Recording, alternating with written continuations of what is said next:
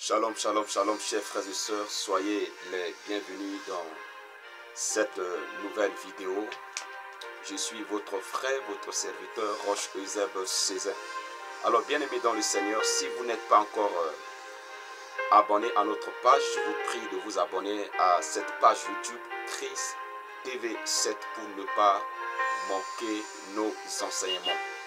Nous sommes à un temps où les enfants de Dieu doivent être assoiffés de la connaissance de la parole de Dieu. Bien-aimés dans le Seigneur, quand vous lisez les Écritures, vous comprendrez que la parole de Dieu nous fait savoir que c'est le manque de connaissance, c'est faute de connaissance qui conduit beaucoup de gens au péril. Alléluia. Et il est très important que les enfants de Dieu s'attachent à la parole de Dieu. Nous vivons un temps où nous remarquons beaucoup de choses contraires à la parole de Dieu. Et il est très important. C'est pourquoi nous voulons nous joindre à ceux-là qui travaillent d'arrache-pied pour éclairer les enfants de Dieu. Nous ne voulons pas rester seulement dans les quatre coins du mur, mais nous voulons aussi aller sur des réseaux sociaux pour partager la parole de Dieu. Alors, bien-aimés dans le Seigneur, abonnez-vous à notre chaîne pour ne pas manquer nos enseignements et vous pouvez nous écrire à tout moment si le besoin y est. Que Dieu vous bénisse. Regardez la vidéo du début jusqu'à la fin. Aujourd'hui, je vais parler de la nouvelle naissance. Et je vous prie de ne pas manquer les prochaines vidéos. Parce que dans la prochaine vidéo, nous parlerons par la grâce de Dieu du chrétien et l'Église. C'est un thème que nous allons aborder peut-être dans 2 ou 3 vidéos. Nous n'aimons pas être lents dans nos vidéos. Donc, regardez la vidéo du début jusqu'à la fin, c'est très important. Aujourd'hui, je parle de la nouvelle naissance. Il est important qu'on en parle parce que malgré beaucoup des enseignements sur la nouvelle naissance, beaucoup des enfants de Dieu, et supportez-moi le terme, beaucoup même des serviteurs de Dieu ne comprennent pas encore ce que c'est que la nouvelle naissance. Nous voyons dans les églises, à chaque fois on organise des croisades ou bien des réveils spirituels avec le thème de brisement des liens, la destruction des alliances maléfiques, le renversement des autels sataniques, et etc. dans la vie des chrétiens. Et quand nous remarquons cela, nous comprenons par là que beaucoup ne comprennent pas ce que c'est que la nouvelle naissance. Alors, bien-aimés dans le Seigneur, restez jusqu'à la fin de la vidéo. Il y a un peu de bruit autour de nous, supportez, mais soyez focalisés sur l'enseignement que je vais donner dans cette vidéo. Que Dieu vous bénisse encore. Lisons ce verset qui nous parle de la nouvelle naissance. Cette conversation de Jésus avec le docteur Nicodème, qui était un docteur de la loi, qui connaissait très bien la loi de Moïse, mais qui était surpris des paroles du Seigneur Jésus-Christ. Jean chapitre 3 du verset 1 au verset 5. Il est écrit: mais il y eut un homme d'entre les pharisiens, nommé Nicodème, un chef des Juifs, qui vint lui auprès de Jésus de nuit et lui dit: Rabbi, nous savons que tu es un docteur venu de Dieu. Quand il parle d'un docteur venu de Dieu, ça veut dire qu'il y a des docteurs qui ne sont pas venus de Dieu. Voilà pourquoi vous devez faire très attention, bien-aimés dans le Seigneur. Nous sommes à un temps où il y a beaucoup des loups, même sur des réseaux sociaux, et qui captivent l'attention de beaucoup des brebis de Dieu. Alors faites très attention. Continuons la lecture. Car personne ne peut faire ces miracles que tu fais si Dieu n'est avec lui. Verset 3. Jésus lui répondit: en vérité, je te le dis, si un homme ne naît de nouveau, il ne peut voir le royaume de Dieu. Verset 4. Nicodème lui dit, comment un homme peut-il naître quand il est vieux? Peut-il entrer dans le sein de sa mère et naître? Verset 5. Jésus répondit, en vérité, je te le dis, si un homme ne naît d'eau et d'esprit, il ne peut entrer dans le royaume des cieux. Je pense que pour mieux comprendre la nouvelle naissance, il faut tenir compte de cette parole de Jésus dans la dernière phrase où il est écrit, permettez-moi de retrouver ça, où il est écrit, si un homme ne naît d'eau et d'esprit. Pourquoi le Seigneur va parler de la naissance d'eau et de celle d'esprit? C'est là qu'il faut comprendre la nouvelle naissance. Déjà dans la question de Nicodème, cela nous fait voir que Nicodème pensait que la nouvelle naissance, il s'agit d'un acte charnel. Donc quelqu'un peut-être va mourir, ou bien quelqu'un va rentrer entièrement avec son corps dans le ventre de sa mère pour sortir à nouveau. Mais le Seigneur va faire comprendre à Nicodème que cette nouvelle naissance, ce n'est pas quelque chose de charnel, mais c'est quelque chose de purement spirituel. Il faut d'abord comprendre cela. C'est d'abord spirituel. Et il va expliquer, il va donner des détails. Il a fait mention de l'eau et d'esprit. Par l'eau, nous pouvons comprendre par là qu'il s'agit de quoi? Il parlait là du baptême. Du baptême. Alléluia. Il y a le baptême d'eau. Il y a le baptême du Saint-Esprit. Alléluia. Il y a le baptême d'eau. Et il y a le baptême du Saint-Esprit. Le baptême d'eau, si nous lisons dans 1 Pierre chapitre 3, le verset 21, la Bible nous montre clairement que le baptême est un engagement d'une bonne conscience. Quel type d'engagement? Un engagement, une décision, un choix de suivre le Seigneur Jésus-Christ. Donc, cela veut dire que quelqu'un qui n'a pas fait ce choix ne peut pas voir le royaume de Dieu. Il faut d'abord faire ce choix. Il faut prendre cette décision. Et c'est cette décision qui va nous conduire au baptême du Saint-Esprit. Quand tu décides de suivre le Seigneur Jésus-Christ, quand tu fais un choix de suivre le Seigneur Jésus-Christ, ce choix va te conduire au quoi? Au baptême du Saint-Esprit. Parce que le baptême d'eau, c'est le signe de notre repentance. Voilà pourquoi la Bible nous dit quoi? Jean, dans le baptême de la repentance, demandant aux gens de se repentir de leurs péchés. Le fait de décider de suivre Jésus, on parle de la conversion ou encore de la repentance. Et c'est une décision personnelle. Une décision d'une personne consciente, pas d'une personne inconsciente. Voilà pourquoi nous condamnons le baptême des bébés.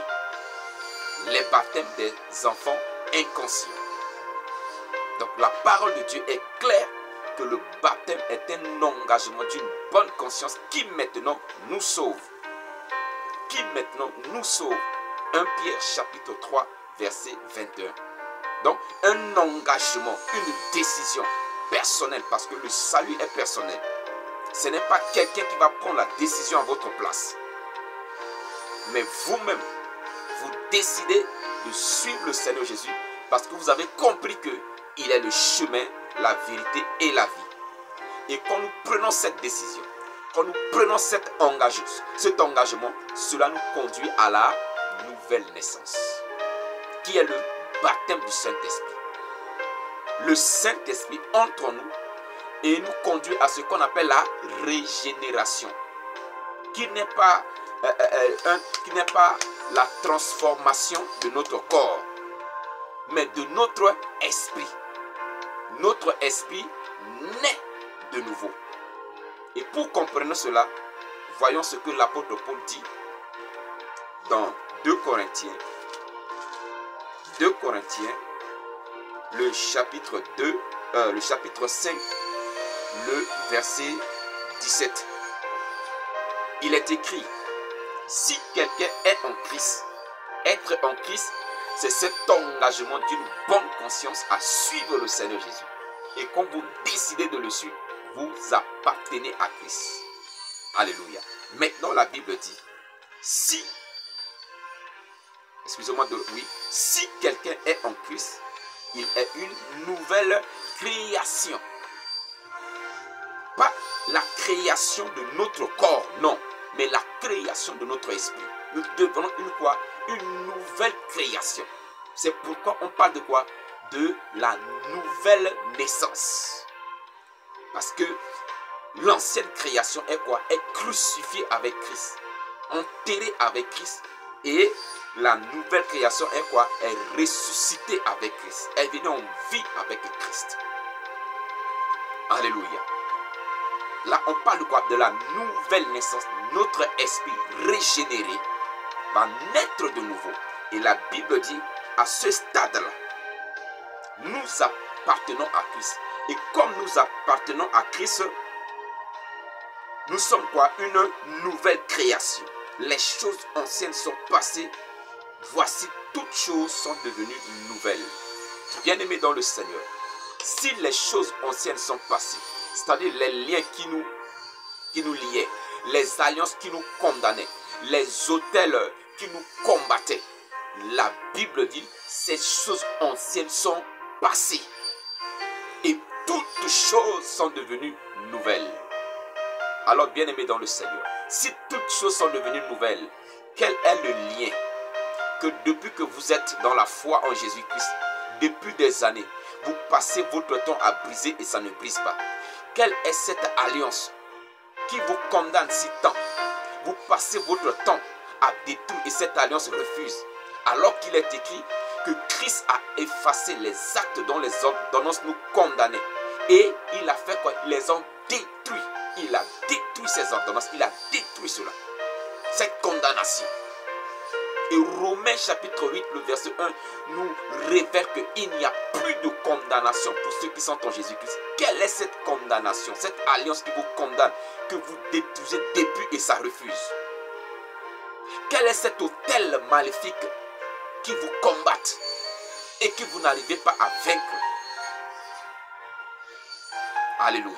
Comprenez tout simplement que la nouvelle naissance est une nouvelle vie en Christ. Si vous pensez toujours être une ancienne création, cela montre tout simplement que vous êtes en train de dire, soit vous n'êtes pas né de nouveau, ou soit l'œuvre de Christ à la croix était vaine. Voilà tout ce que ça veut dire. Donc, chers pasteurs, chers prédicateurs, vous qui continuez à prêcher aux enfants de Dieu les liens, les alliances, les autels maléfiques, comprenez-vous l'œuvre accomplie et parfaite du Christ à la croix? Ramenons-nous encore sous la condamnation. Les bien-aimés que Christ a délivrés, que Christ a fait sortir de la condamnation. Faisons attention, bien-aimés dans le Seigneur. Faisons attention, chers pasteurs, chers prédicateurs. Oui, quelqu'un qui n'est pas en Christ, il est sous la condamnation. Il est lié des liens de ce monde, des liens maléfiques.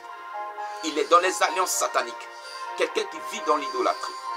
Mais quelqu'un qui est en Christ, il est une nouvelle création. Si et seulement si il est réellement en Christ. Voilà pourquoi nous parlons de baptême. Pas nous parlons, mais Christ a parlé de quoi? Naître d'eau et d'esprit. Naître d'eau, c'est cet engagement. C'est le baptême de cet engagement. Pas je me suis fait baptiser parce qu'on m'a dit que je dois être baptisé. Non. Mais le baptême, c'est le signe, c'est le symbole de notre engagement. Aujourd'hui, dans le monde, on parle des bagues qui représentent le symbole de l'alliance entre deux couples.